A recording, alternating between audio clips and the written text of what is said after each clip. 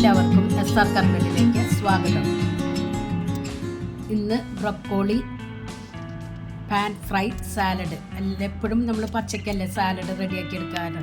ഇതൊന്ന് ചെറുതായിട്ടൊന്ന് വഴറ്റിയിട്ട് നമുക്ക് റെഡിയാക്കി എടുക്കാം.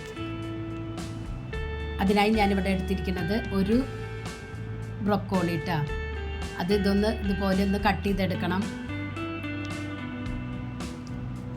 വലിയ കഷ്ണങ്ങളായിട്ടോ ചെറിയ കഷ്ണങ്ങളായിട്ടോ നിങ്ങൾക്ക് കട്ട് ചെയ്യാം. ഞാനൊരു മീഡിയം വലുപ്പത്തിലാണ് കട്ട് ചെയ്തെടുക്കുന്നത്.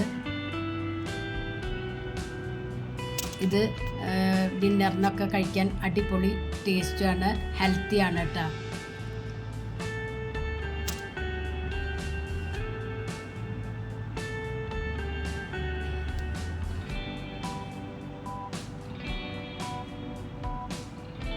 ഇതിപ്പോൾ ഞാൻ മുഴുവനും കട്ട് ചെയ്തെടുത്തിട്ടുണ്ട്. ഇനിയിപ്പോൾ ഒരു പാത്രത്തിൽ വെള്ളം തിളപ്പിക്കാൻ വെച്ചിട്ടുണ്ട്.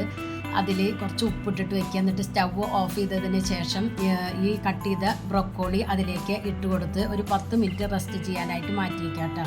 10 മിനിറ്റിന് ശേഷം അതൊരു സ്ട്രെയിനറിലേക്ക് ഒഴിച്ച് വെള്ളം നല്ലതുപോലെ വാർത്ത് എടുക്കണം.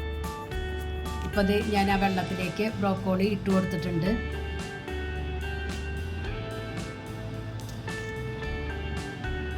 ഇനി ഒരു പാനിലേക്ക് 1 ടേബിൾ സ്പൂൺ ഒലിവ് ഓയിൽ ഒഴിച്ചു കൊടുക്കുക. ഒലിവ് ഓയിലിൻ്റെ പകരം നിങ്ങൾക്ക് സൺഫ്ലവർ ഓയിൽ ഉപയോഗിക്കാവുന്നതേ ഉള്ളൂ.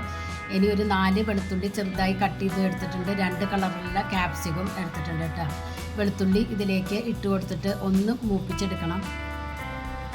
ഒരു മീഡിയം ഫ്ലെയിമിൽ വെച്ചിട്ട് വേണം വഴറ്റി കൊടുക്കാൻ. ഇനി ഇതിലേക്ക് ബ്രൊക്കോളി ഇട്ട് കൊടുക്കുക.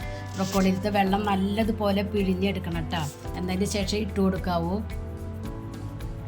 ഇതൊരു 2 മിനിറ്റ് നേരം ഇതുപോലെ ഒന്ന് ഇളക്കി കൊടുക്കുക. അതിലേക്ക് ആവശ്യത്തിനുള്ള ഉപ്പും ചേർത്ത് കൊടുക്കുക.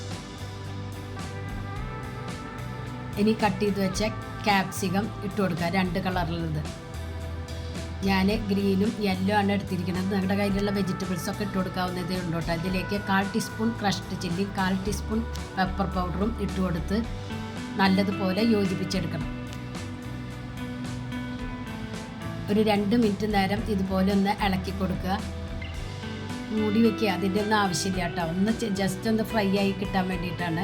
ഇനി ഇതിലേക്ക് ഒരു 1/2 ലെമൺ ജ്യൂസ് ഒഴിച്ചു കൊടുക്കുക. സ്റ്റവ് ഓഫ് ചെയ്തതിന് ശേഷം വേണം ലെമൺ ജ്യൂസ് ഒഴിച്ചു കൊടുക്കാൻ. എന്നിട്ട് എല്ലാം കൂടി ഒന്നുകൂടിയും യോജിപ്പിച്ചതിന് ശേഷം പ്ലേറ്റിലേക്ക് സെർവ് ചെയ്യാം. അടിപൊളി സാലഡാണ്. ഡിന്നറിനൊക്കെ നിങ്ങൾക്ക് ഉപയോഗിക്കാവുന്നതേ ഉള്ളൂ. എല്ലാവരും ഒന്ന് ട്രൈ ചെയ്ത് നോക്കി ഫീഡ്ബാക്ക് ഒന്ന് അറിയിക്കണം. നിങ്ങൾക്ക് ഈ ചാനൽ ഇഷ്ടമാവുകയാണെങ്കിൽ പ്ലീസ് ഒന്ന് സബ്സ്ക്രൈബ് ചെയ്ത് ലൈക്ക് ചെയ്ത് ആ ബെല്ലൈക്കൺ ഒന്ന് അമർത്തുക. അപ്പോൾ ഞാനിടുന്ന ഇതുപോലുള്ള വീഡിയോസിൻ്റെ നോട്ടിഫിക്കേഷൻ നിങ്ങൾക്ക് കിട്ടും. ഫ്രണ്ട്സിന് ഷെയർ ചെയ്ത് കൊടുക്കാനും മറക്കരുത്. നിങ്ങളുടെ സപ്പോർട്ടാണ് വേണ്ടത്. പ്ലീസ് ഒന്ന് സപ്പോർട്ട് ചെയ്യുക.